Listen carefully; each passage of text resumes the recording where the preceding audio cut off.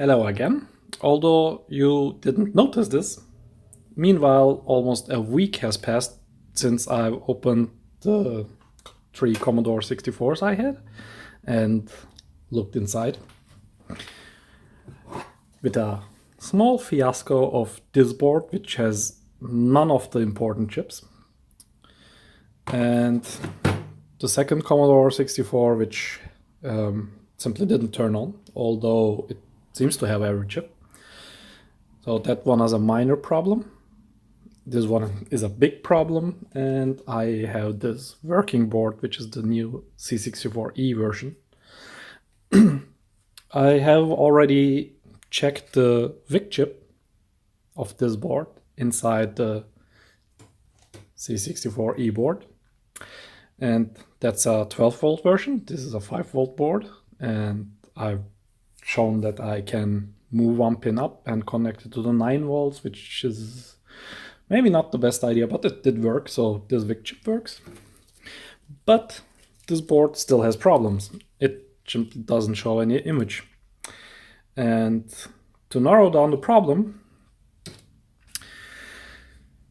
to be able to fix it at all, I noticed I have a extreme lack of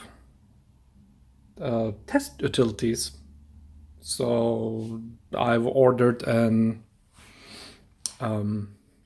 dead test cartridge and an inspection cartridge on eBay from a Canadian seller.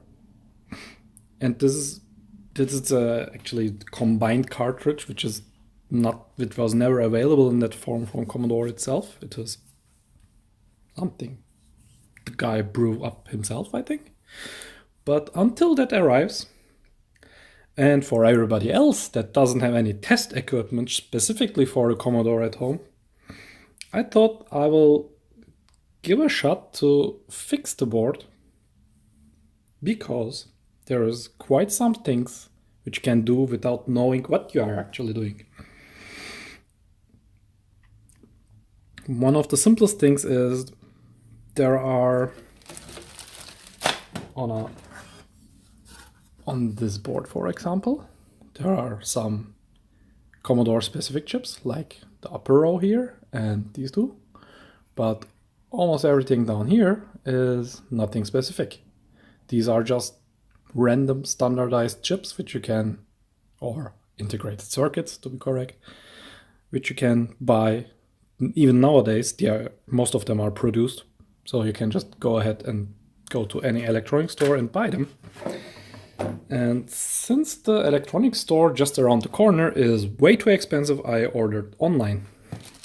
So I now have a bunch of ICs which I simply can put into this board, and when I just change them one by one, I will find out which chip is broken, which IC is broken, and maybe fix the board. If I exchange all of them, then I will need to wait for the dead test cartridge. Or I can go ahead and exchange the CIAs or the main CPU with the other C64E board. But I would like to not do that because that board is working and I don't want to solder on it. But if it comes to it, I can still do it. One thing I tried was this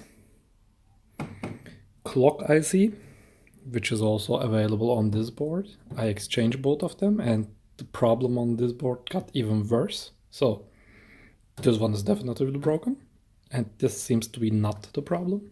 Online there are a couple of guides where you can look up each of the IC's designation, and then you have a list of common problems which occur if this specific IC is broken. And based on that list, I've seen many even of these cheap couple cent chips that if they are broken, you get a black image on the screen, which is exactly the problem of this board. You still have the PAL signal, it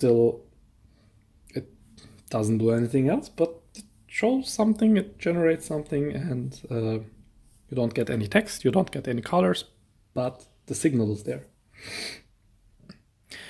And one very important part is, even when you exchange all of these chips, except the RAM memory, but all of the other smaller chips, all of them together are still cheaper than one single of this very, very specific Commodore chips. So all of them together, including all the caps, cost something around like €5, which is much, much cheaper than exchanging everything. No, than trying to find adequate replacement. Here it is. My handwriting is crap, but doesn't matter. So all of the chips together are around €4.80. All the caps together are like 50 cents. No, that's the voltage regulators, and the caps is something similar, like around €2, even if I exchange them blindly. And the caps need to be exchanged anyway, because they tend to leak after 30 years. Although I don't see any leakage, I will still replace them, just in case they went bad. And I can actually measure them, because my multimeter has a capacitor measurement thingy.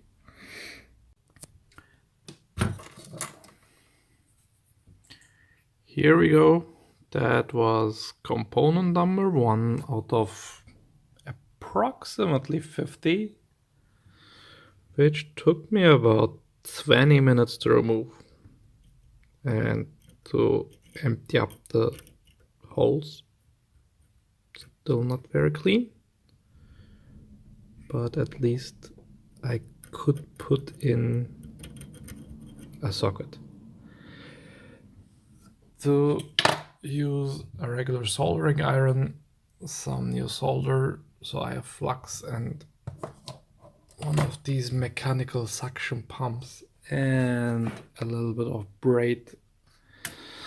This seems to be not a good solution. I need to find a better way to do this.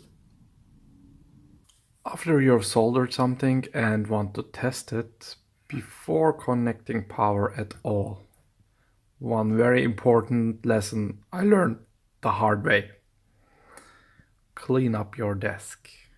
Because if some small stuff like these stick on the bottom of your board, they will for sure short circuit something and it will break your board. Here it is. This is the first chip I'm changing on this board. This is the NE556. It is a dual version of the very famous 555 chip, which is for timing purposes. What it does on the C64 is it holds the reset lines down or up, I'm not sure, but it resets the board and any external components after first power on. If this is broken, nothing will recover from the reset. It will be reset all the time and it will not work, or anything will not work.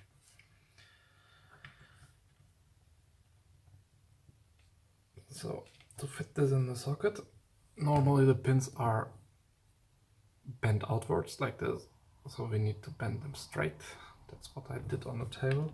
Put it down, shift it to the side. Should help. Let's put this in.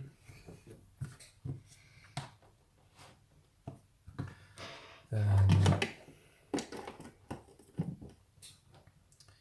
can plug in our monitor and video output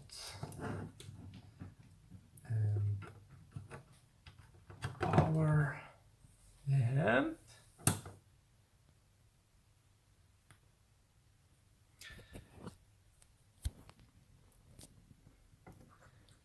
power off, power on.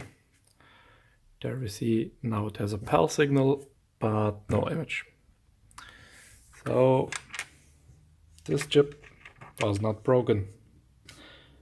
Since I applied a huge amount of heat to get it out of the board. I will not replace this, but before I continue with the other ones, I will try to find another solution, because it can't be that I have to heat it up for half an hour just to get it out without breaking the PCB. Yeah.